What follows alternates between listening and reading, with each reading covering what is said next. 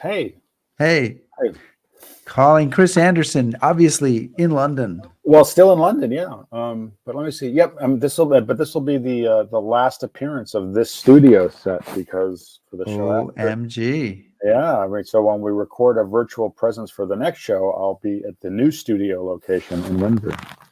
I'm probably suffering from lack of internet and other bare walls, other problems. But yes. But this will be so HHH has purchased you a new studio in Windsor. Right. Yeah, next to Chuck and Camilla. They're gonna have us over for dinner. Right. Well, it's always good to be in the vicinity of royals. Absolutely. So they'll enjoy my presence. There you go. I look forward to seeing what your Windsor Palace looks like. Yes, well, I do too. So we shall see. Well, I'm in an undisclosed location here. The anonymous airport. An anonymous airport hotel? Oh, cool. In Frankfurt, yeah. Wow. Welcome everybody to History Happy Hour. Thanks to Stephen Ambrose Historical Tours for helping to bring you this show. Check out their rich offering of military history tours at StephenAmbroseTours.com. I'm in the middle of one, got 3 more days, and as I said to Chris, I'm pretty tired, but I'm making it happen. And whether you're watching live, watching on replay, or listening to the HHH podcast, we're glad you're here. Oh, podcast. I didn't even do it. I forgot. Yeah. And today we're going to present an encore episode about General William Simpson. Chris, what should we say about our Patreon supporters? We should say we cannot thank you enough. We couldn't do it without you, and we would always like you to have more company. Yes. But we do really appreciate everybody. Yeah, we haven't had anybody join us as a Patreon supporter in a month or so. I mean, come on, guys. Patreon.com/historyhappyhour. You don't have to be a top shelf patron. Good word. You can be an any shelf patron. It's all good with us. That's right. But we hope you're out there watching. We hope you're having a cocktail and that you're going to enjoy the show. And Chris, why don't you give us a cue and we'll get it started.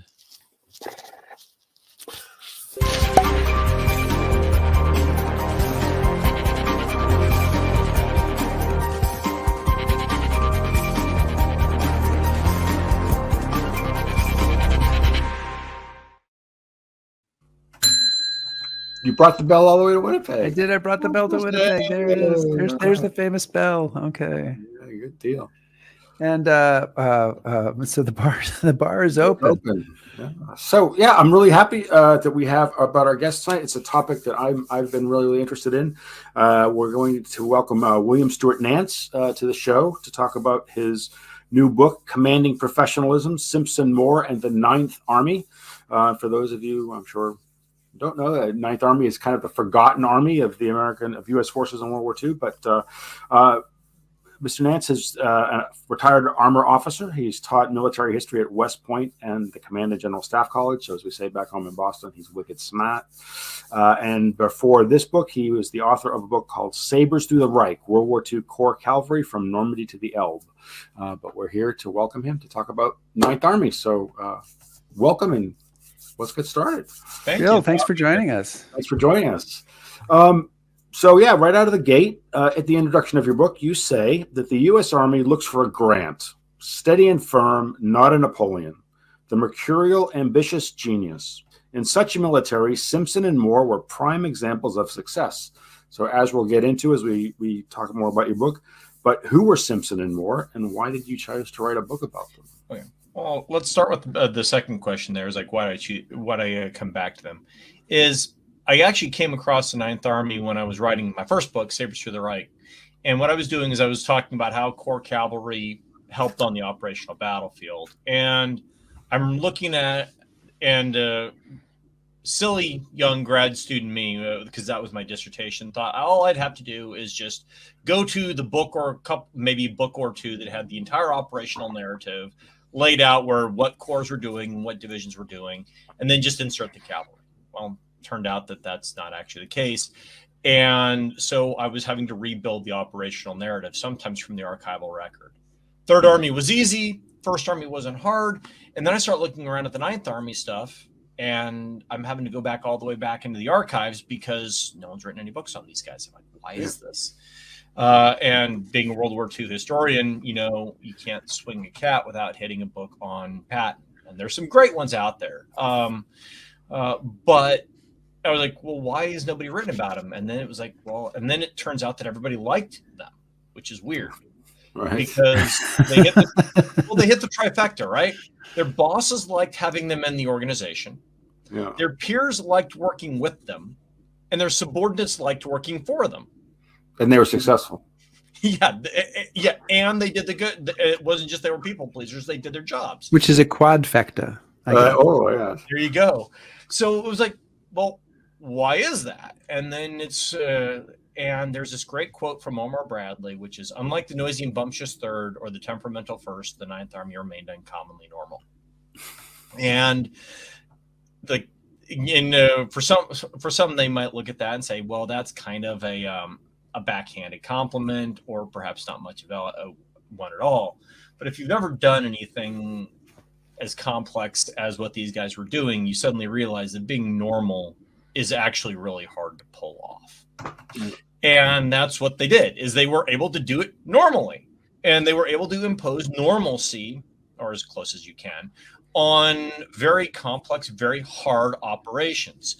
And like, wow, that's actually kind of cool. So who are these guys?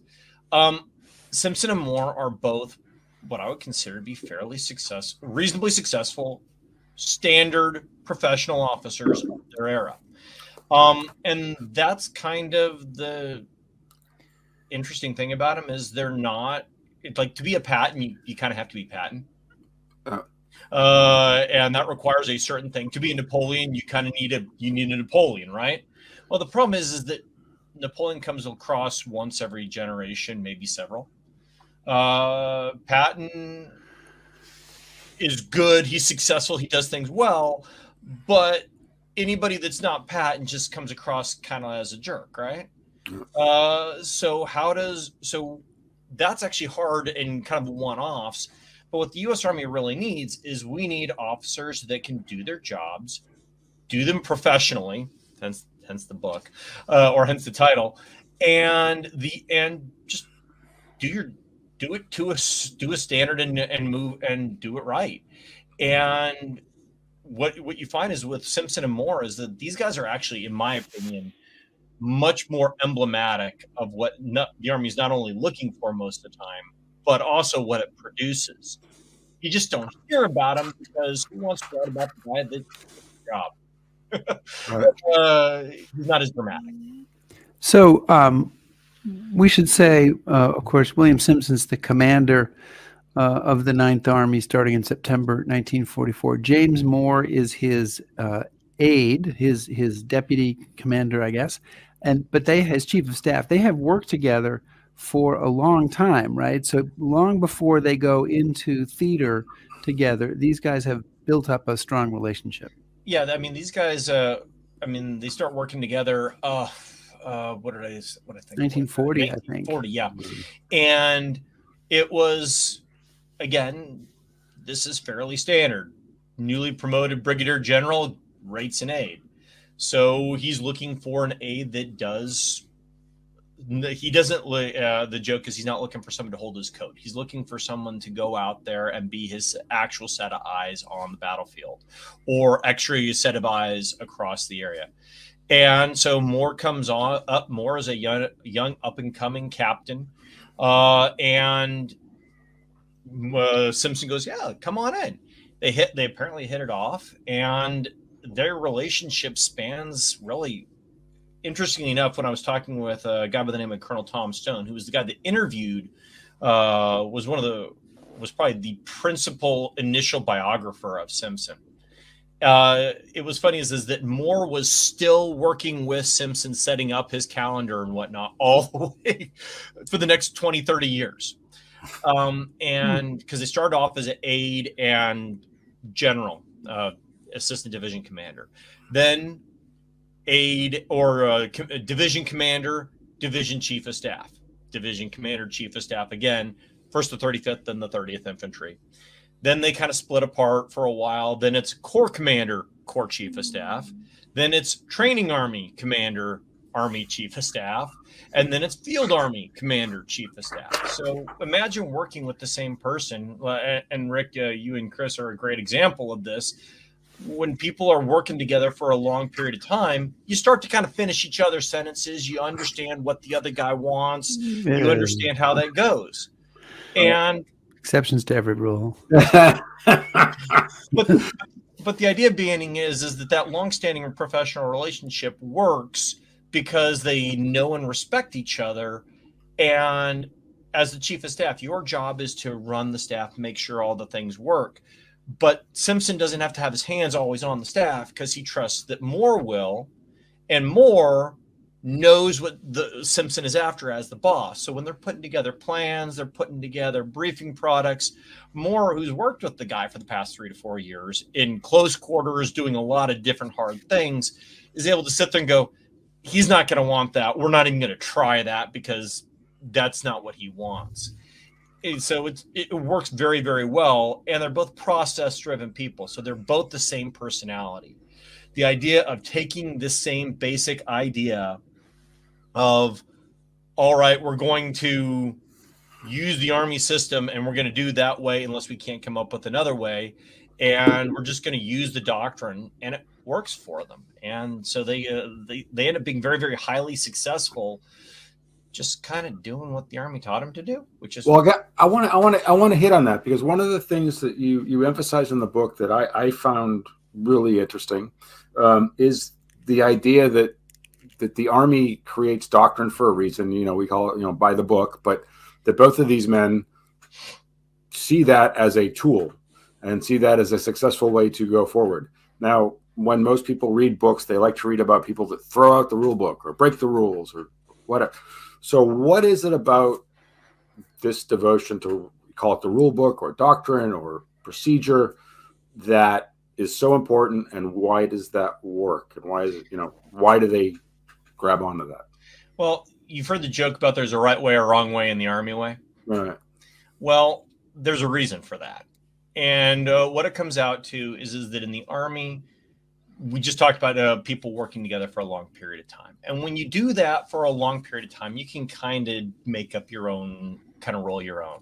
But in the Army, you're going to constantly be bringing in new people and building a team all over. And what it really comes down to is you might have a unit show up at your headquarters at 2:00 in the morning, and they have to cross the line of departure and do an attack at 8:00 in the morning.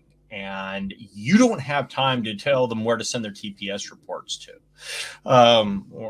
Okay, the Office Space reference there, but the idea. I got it. I liked it. Yeah, and but the idea being is that we've got to come up with a system that everyone knows that you can bring new people in. And as long as they have been trained properly in the Army system, they can plug into that system and instantaneously be useful in that team. If you've got to take them and say, well, this is how we do things here. I know that's different from how you did it over here, but here's how we do. No, you're losing time. You're losing effort. And if the Army system gets you 70 to 80% of the way there, that's good enough. We're not looking for the 100% solution. We have a joke is, are you familiar with the term like 3-0 and or 2-0 and go, 3-0 and go? Mm-hmm. I am not. So some of our audience may not be either. But at Fort Leavenworth, we have, the minimal acceptable grade is a B. Anything below a B is a failing grade of some sort. So the joke is the Leavenworth B, which is you're just good enough, right? And my comment to the students is the U.S. Army fights to the Leavenworth B. We're not after we like the A students when we can get them, and we encourage them, we develop them and all that kind of stuff.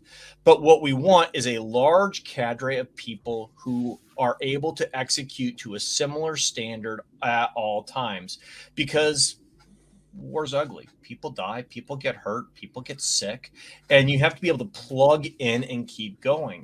This is what we're seeing in Ukraine right now. This is not a case of the one genius guy that's able to figure it out. No, these are the people that can make processes and systems work with any number of people and new people coming in and still making things happen. And the more peculiar or specific you make it, then you're losing, and I mentioned earlier, you're losing time. So you make doctrine to work a certain way and to do it that way. That sort of follows. It's not sexy, it just works. So the commanding an army, as I read your book, struck me, involves a lot of logistics, supplies, transportation, communication.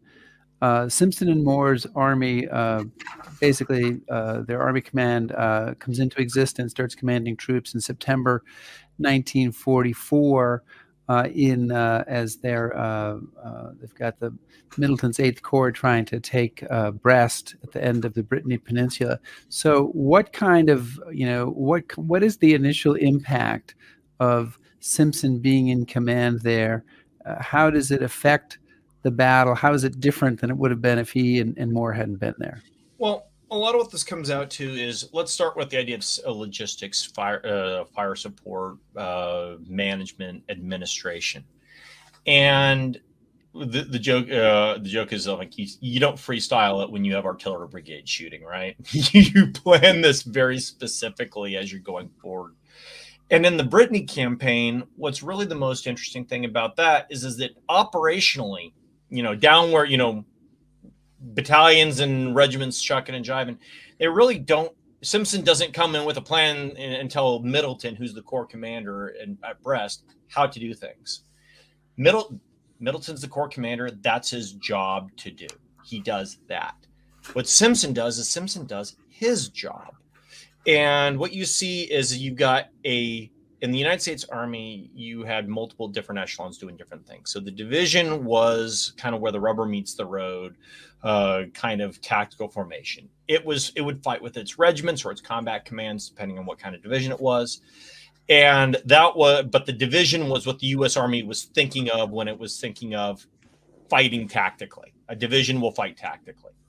A corps is going to be a very small, well, as small as you can, with an organization controlling like 30, 40,000 people. But the idea was that the corps is just managing those divisions on the battlefield. Okay, the 28th Infantry Division is going to attack, or the 29th, to use Brest, is the 29th Infantry Division is going to attack here. Then I think it's the 2nd Infantry Division or the 8th Infantry Division is going to attack over here. And that's what their job is to do, is to manage those guys. The Corps is not designed or equipped or or organized to handle logistics.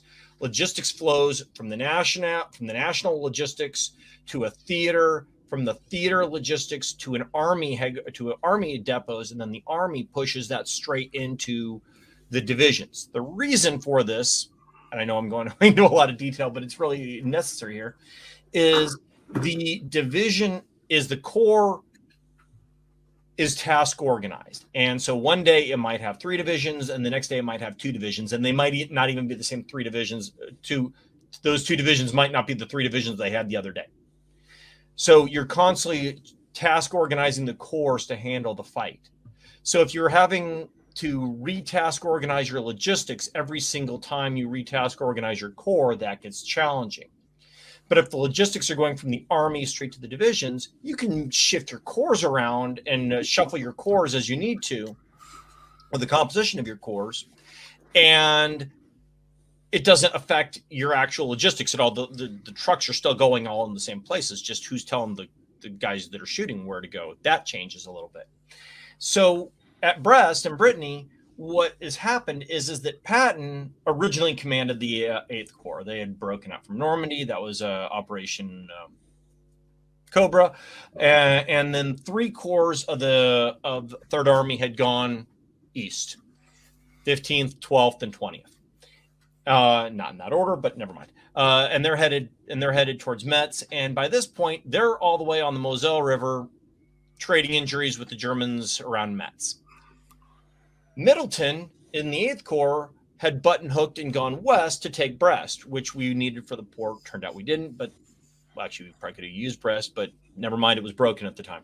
So Middleton is there by himself out in the Brittany Peninsula, but the guy that's supposed to manage his logistics and help him with all of the administration and the connective tissue between the theater and his divisions is all the way in Metz, which, for those that are familiar with French geography, is not close.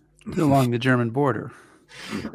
So Patton does a good job, or tries to do a good job, but really, quite frankly, his attention is oriented on the forced crossings in Moselle.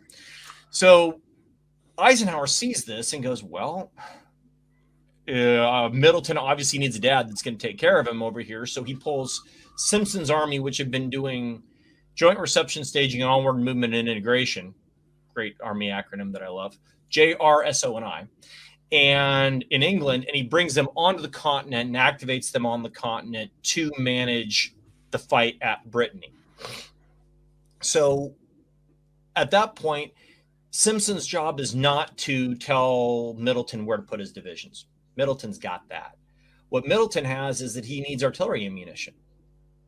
But artillery ammunition so anything larger than a 105, so 155, 8-inch, all the big heavy stuff comes shipped in typically the body, the fuse, and the propellant.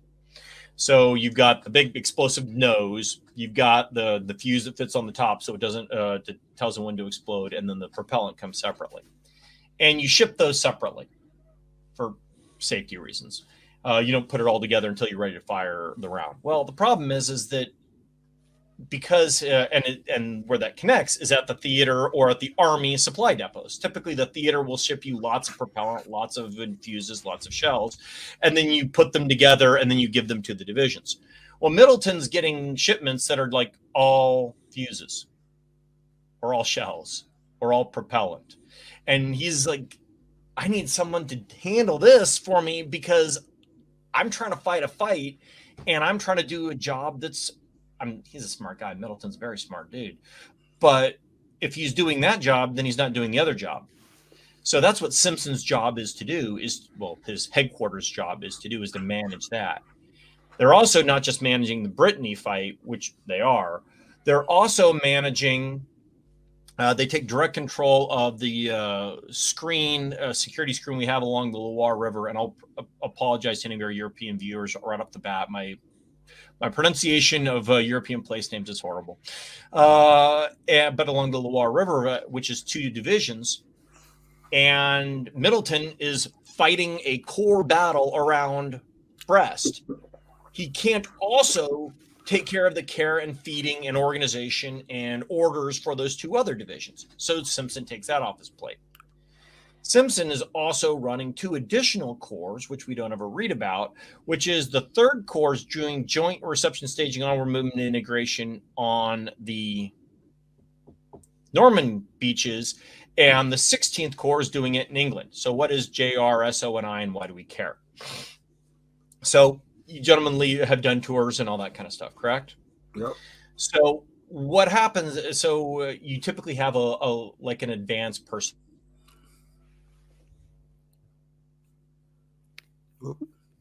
Our guest has frozen. Bill is frozen. Bill, you are frozen. So typically, Or say over here, I've got the bus all ready to. Are we back? You are back, Bill. So you can wrap that up, and then we'll keep going. Yeah. All right. So what ended up happening is that they when you get off the boat, when you get off the airplane, well, we weren't sending too many people by airplane, but you get the idea. When you get off the boat in England after having just come from the States with your division, you're not set up to take care of yourself. Your cooks aren't set up. You don't have any truck drivers. Well, you do, but they're all on the boat.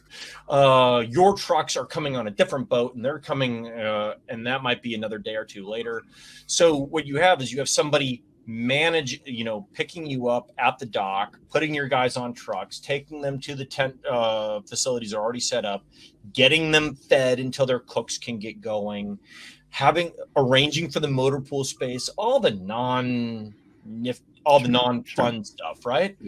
But if somebody doesn't do that, you're broke. And that's what we're doing. So that's what the 16th Corps is doing in England under the command of the 9th Army, and what the 3rd Corps is doing on the Normandy beaches, and they're all reporting to 9th Army.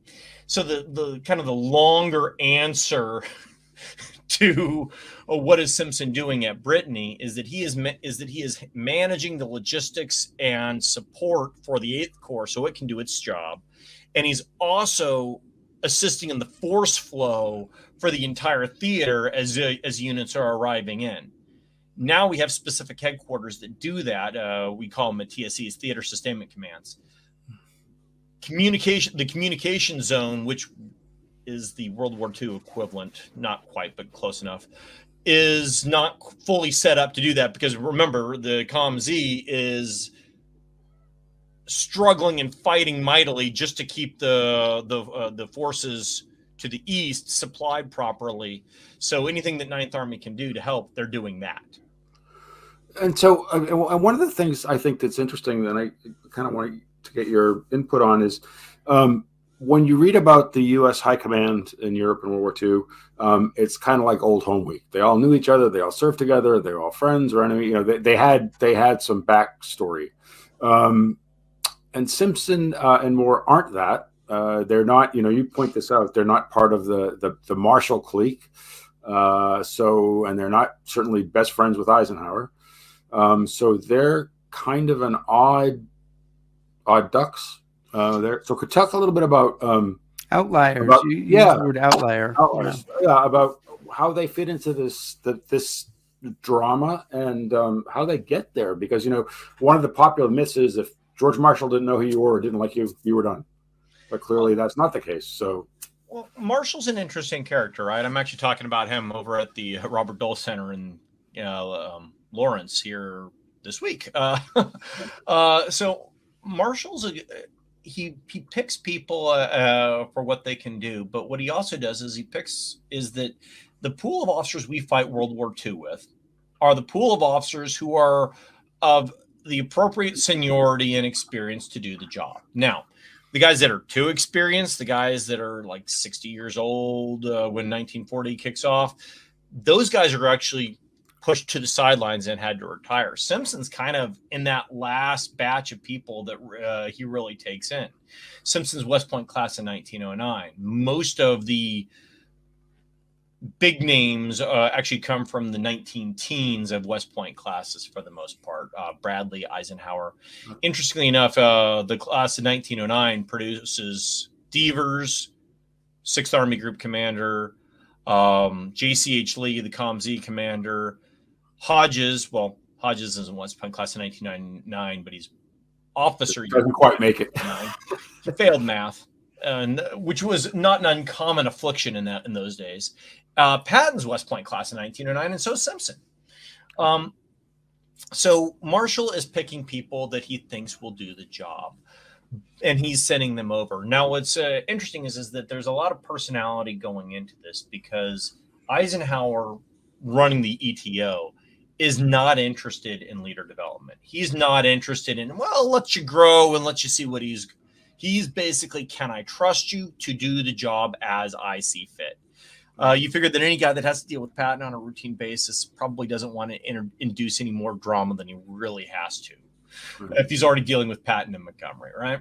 So with that said, there's actually talk about replacing Simpson with a Corps commander before Simpson gets on the battlefield, because they're like, well, he's not a known quantity. We'd rather take somebody who's a known quantity and bring them up because we know them.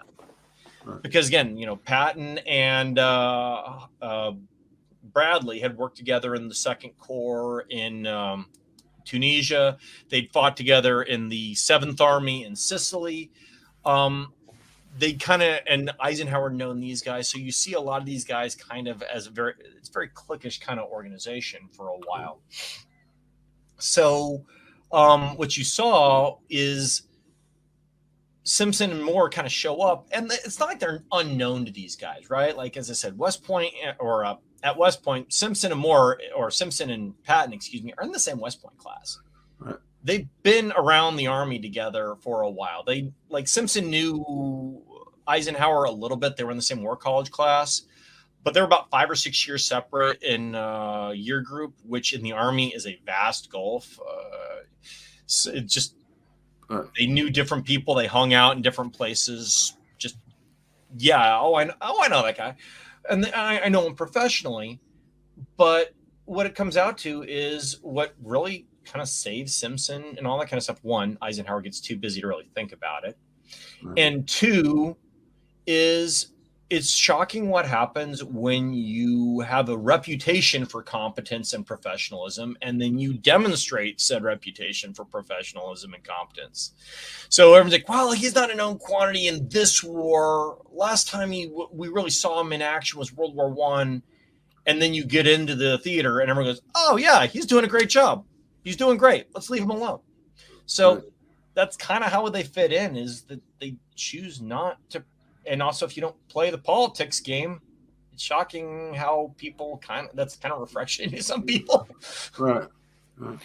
So, eventually the Ninth Army, Middleton takes Brest. The Ninth Army moves to the east, and eventually with some reorganization, they find themselves at the northern end of the U.S. Army line that's facing to the east. Can I bring up is there a map? Will the Siegfried campaign map kind of show us that? Yeah, that's a good one right there. So here, and you may not be able to see all of this in here, but basically the Allied armies are traveling from left to right here, which is west to east.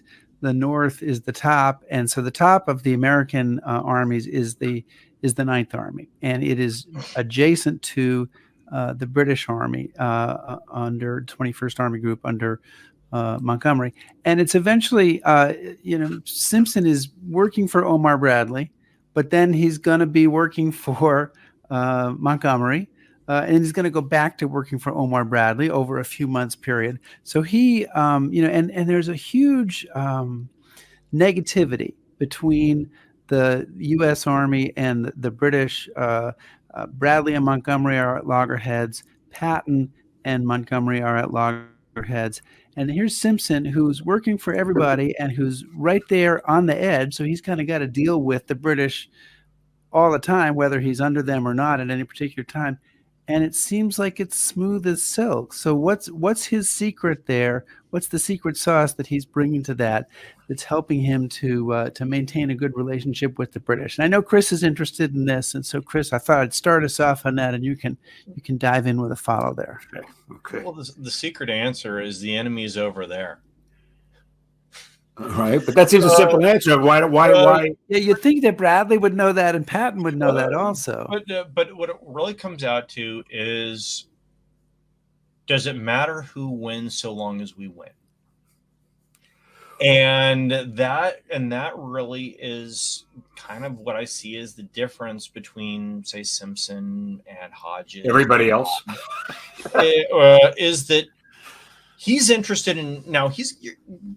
Don't take this too far, because he's going to at the Rhine crossing when Montgomery's basically going to have American Corps fight for Dempsey rather than have the Ninth Army lead the assault. He's going to get a little ticked at that. But the baseline idea is one team, one fight, right? So the idea is let's do the job we're here to do. I'm not interested in newspaper headlines. I want to make sure my guys get their credit, which is actually really what Simpson was most upset about when it came to the Rhine crossing issue. But the idea being, let's just do the job. I mean, we're here to do a specific thing. We fit into as a part of the system. Let's just do it.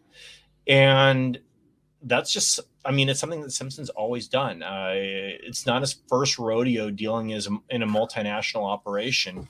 He commanded Philippine scouts and Philippine soldiers in the Philippines back 1910, 1911.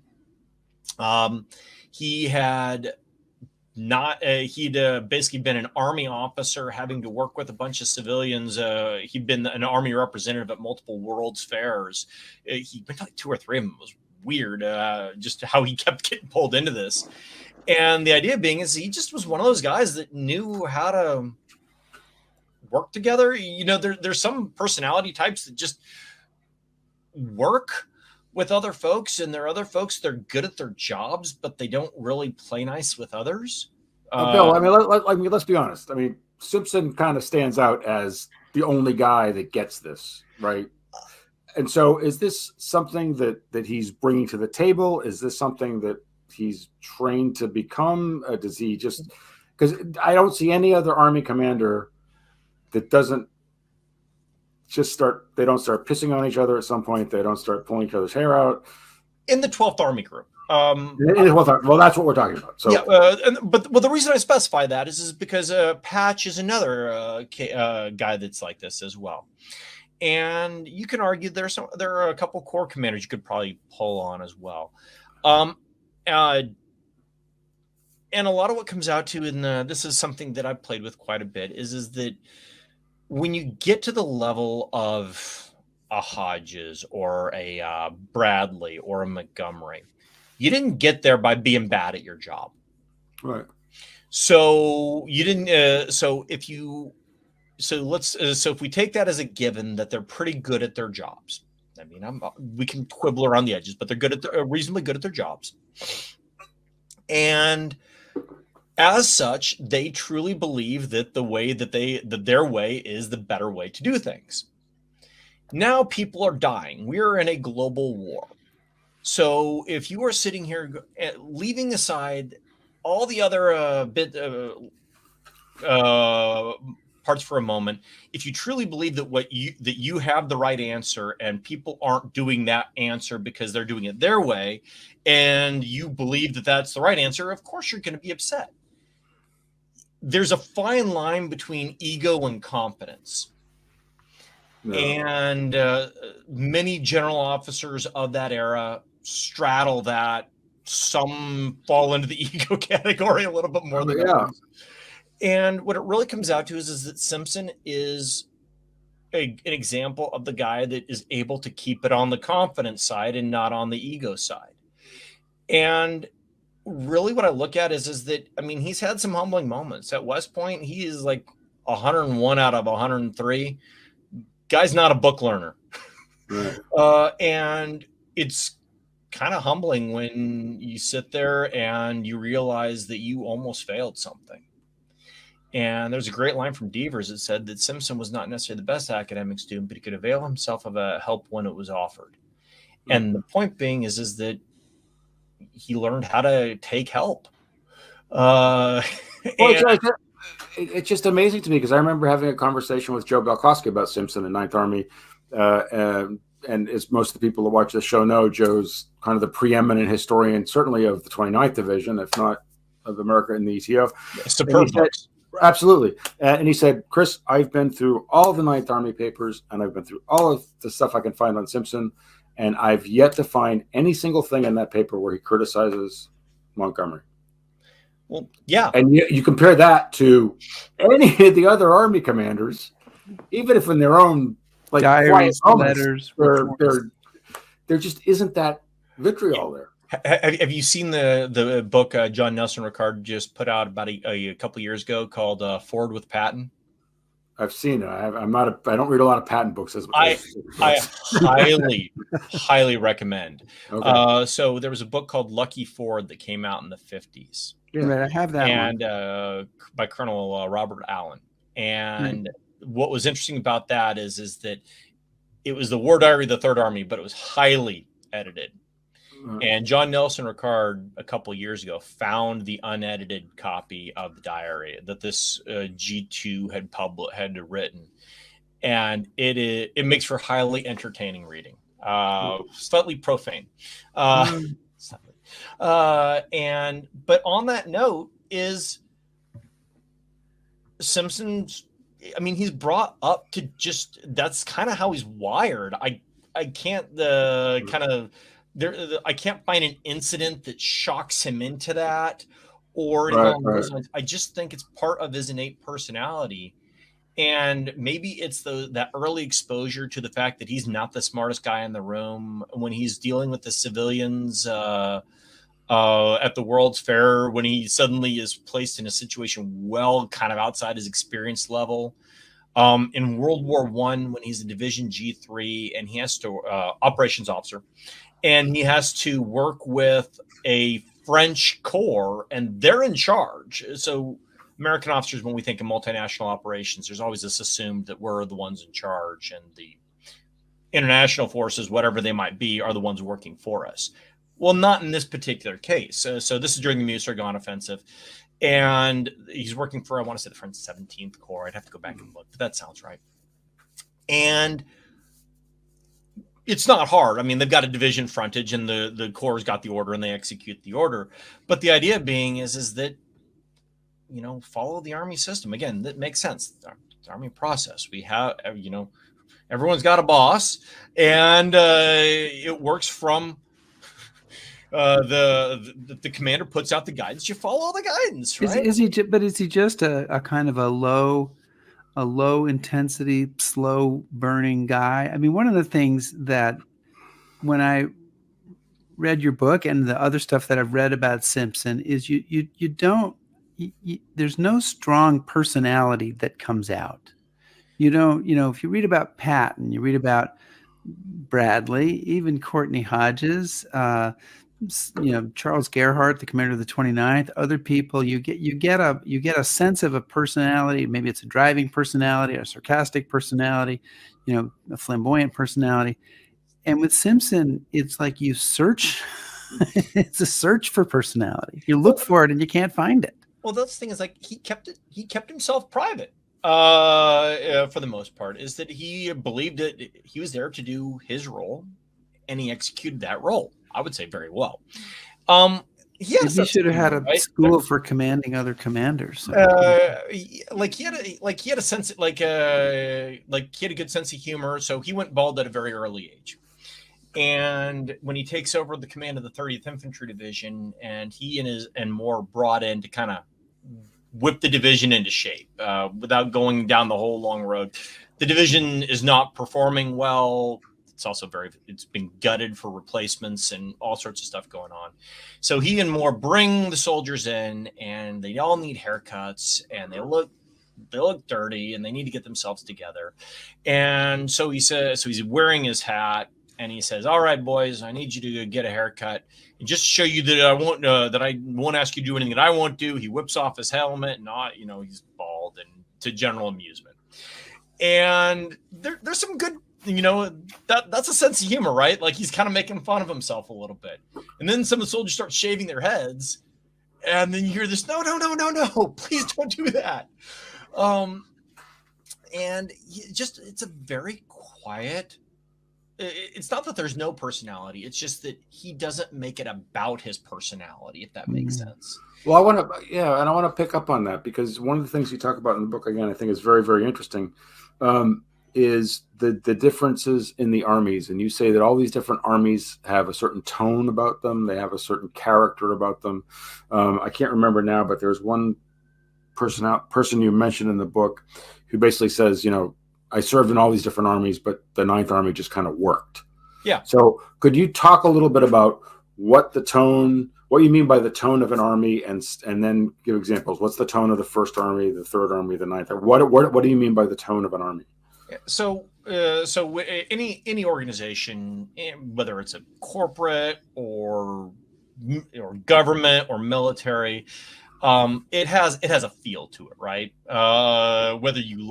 Whether it's tense, whether it's particularly if the bosses, we've all had those bosses that take bad news very poorly, and they shout, they scream, all that kind of stuff. You don't like you don't like working there, right? Or it's very, very tense working there. Everybody's kind of on edge and paying attention to what's going on. And so a commander, particularly in the Army, a commander can really, really kind of affect just like the narrative and the feel of what it's like working for there. So if the commander's always shouting and screaming, everyone's and subordinates will pick up on that, and they'll kind of start to mimic that a little bit. So like in the First Army, the Army headquarters, neurotic is probably the best way to describe it. Hodges, so Bradley takes over. Bradley's got the First Army at first, and he, of course, has got a lot of history, shall we say, with the British forces from his time in the Mediterranean. And so he kind of brings that with him. And if the boss has issues with the British, so do you. And that kind of continues throughout. And then when Hodges takes over, Hodges, talking about he could never really kind of impose himself on the organization. So so the staff kind of runs amok, and to be quite frank, the Corps commanders kind of run amok. Joe Collins, the 7th Corps commander, pretty much does what he likes. Now, to be fair, Joe's pretty good at his job, so it's probably good to let him run through there. But the First Army doesn't really fight as an army too much, where all the corps are synchronized working together. They do a couple times. Cobra's one of them, which is Bradley's plan. The Mons Pocket, but the Mons Pocket is more the 7th Corps cutting up around. Now, how much of that was Hodges' plan, how much of that was Collins' plan, depends on which historian you read. But so the First Army just kind of was very much didn't like to play with others, very secretive, didn't, very much kind of at each other's throat kind of personality. You read about a lot of the recriminations from during Battle of the Bulge, like all the staff officers saying, "Oh, I said this, and no one believed me on it." There's lots out there. Third Army was actually, I don't know, might have been a kind of a fun place to work, but very brash, right? Kind of took on the personality of Patton a little bit. And that works so long as you've got Patton. And what that meant is that if you were part of their organization, it was good to be in that organization. You guys ever worked with that where it's kind of almost a cult of personality, and everyone likes you're in that organization? It's good to be in that organization, but by God, you got to work at it. And if you're on the wrong side of the boss, you're going to feel it. And if you're outside that organization, everyone outside that organization is the enemy, or at least not yours. 9th Army, on the other hand, just took the approach of, we're all here to do this. We're at this appropriate echelon. Hey, do you need help? Let's go for it. They were that, we were joking before we started about about group work, right? Hodges is the guy that goes and gets pizza. Patton is kind of the guy that likes to talk and bring it up. And Simpson's the guy that just sits down and he's able to work with adjacent groups, and he doesn't put his ego in there. And I don't really have a good reason for why, other than the fact of he has that personality where he doesn't need to be the smartest man in the room, the loudest man in the room, or the biggest man in the room. He just wants the job done. Well, and we should, I think we should touch on this because it is, again, kind of the forgotten army, just really briefly, because we're getting close to time. But what are some of the accomplishments of 9th Army? Because I hate to say this, a lot of people don't even know what they did. Yeah, so the 9th Army, so interesting that first off, they were actually over in the Ardennes, which we don't see. They got put up on the left flank because Bradley would rather lose them to Montgomery than the First Army. Possibly also a good thing, because the First Army didn't play well with the British Army. That. So, but the First Army, they launch they're in, I call it the November Offensive. It's a cascading series of offensives that goes through November, all the way from 9th Army, First Army. The Hurtgen Force is part of that.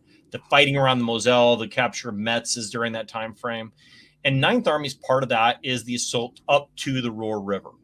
The Battle of Geilenkirchen is during that time frame.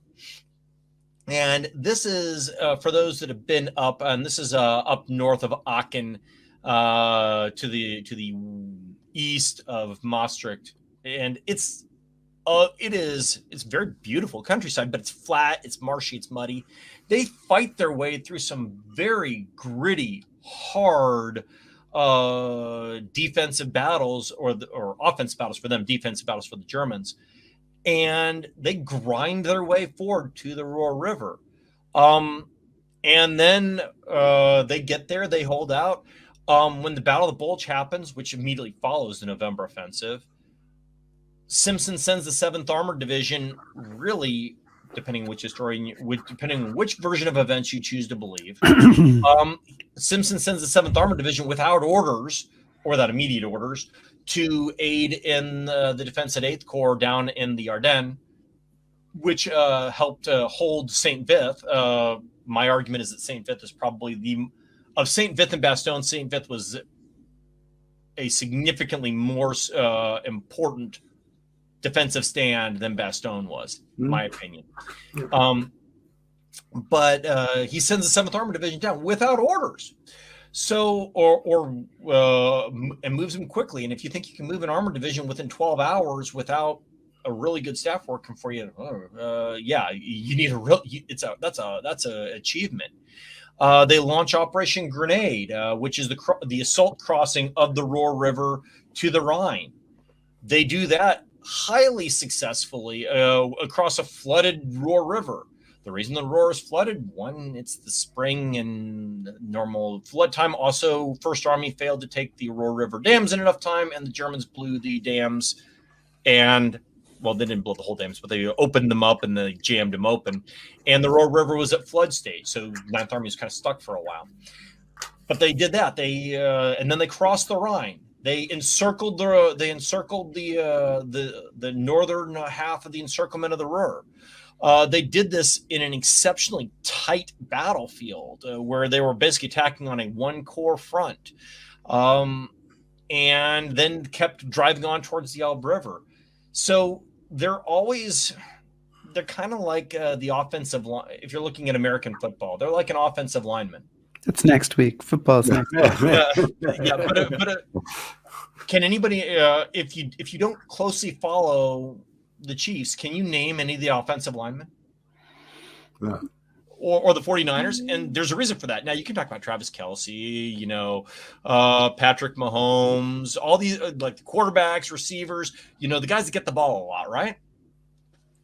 Who's heard of who's heard of an offensive lineman?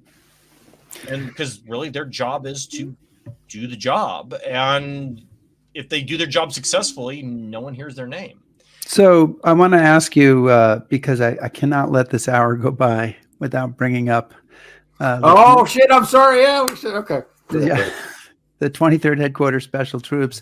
So the crossing of the Rhine is the occasion for the last deception carried out by the 23rd, the Ghost Army. Simpson writes them a letter of commendation afterwards. What our audience knows that you may not know is that I co-authored a book about that. Really? Made a documentary about it. I know it's shocking. Lobbied for them to be awarded the Congressional Gold Medal. Yeah. I did my 3 brags there. So I wondered, you make only a brief mention of this, and fair enough, because you're trying to squeeze a lot into the book. But I wondered if you came across any other evidence of how this deception was viewed by Simpson and his staff. Any sense of how Simpson felt about the use of deception? I know that Patton was pro-deception. Maybe Hodges not so much. Where was Simpson on this scale? Simpson was going to do anything and everything that would do the job, if that makes sense. So he really liked the idea of being able to cripple his opponent any way he could. And if that was through deception, which is why he wrote them a commendation, they did a good job. And also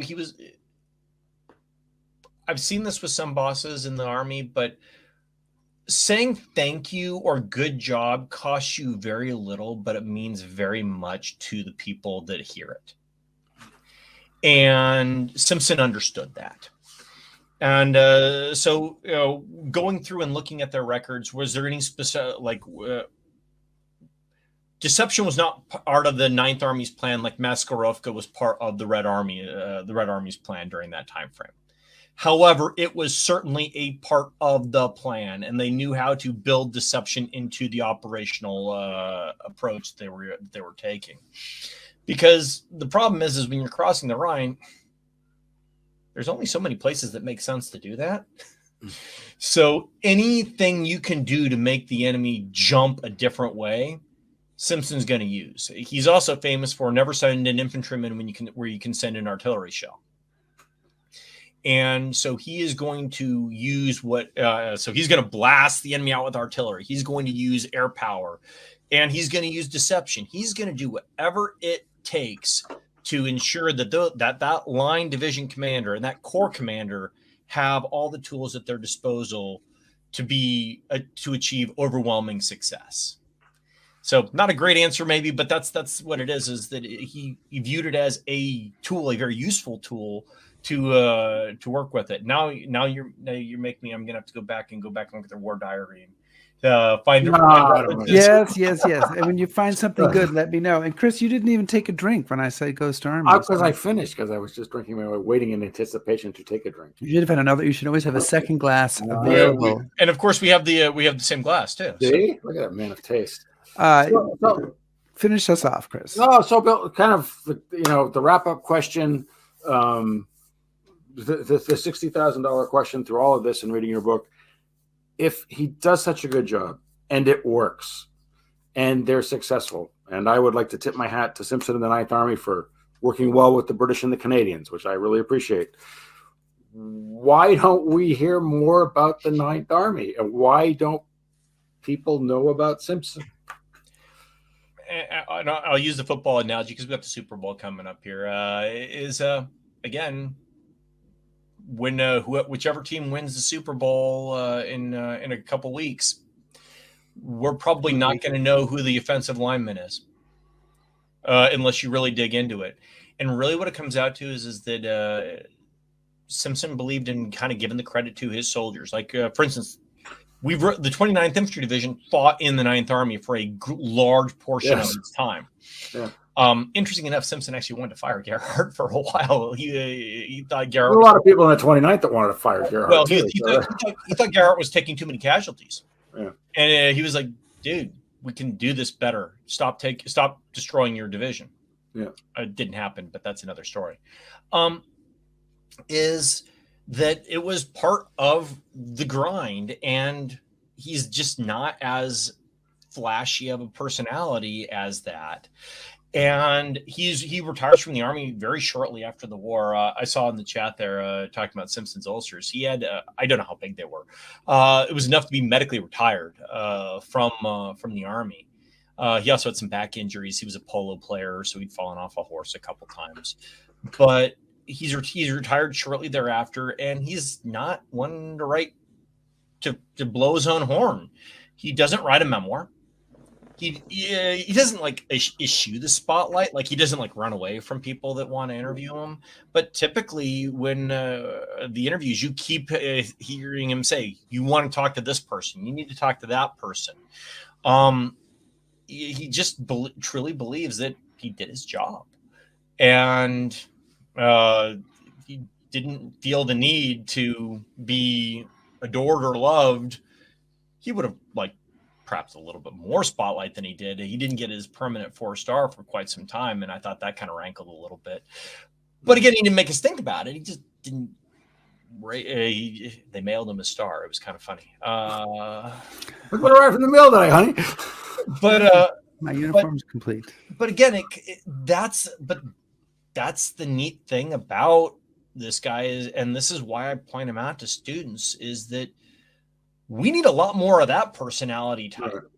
And to be quite frank, that honestly, having done this professionally for 20-something years, that's actually what the bulk of our officer corps is. So it's good that we have, we've got more Simpsons out there. It's just, we don't hear about them because they just do their jobs. Well, listen, thank you for doing your job today, Bill Nance. We appreciate you joining us to talk about your book, Commanding Professionalism, Simpson, Moore, and the Ninth Army. It is not a long book, but definitely worth taking a look at and packed with stuff. And so, Bill, thank you so much for joining us today. We really appreciate it. Thank you for having me.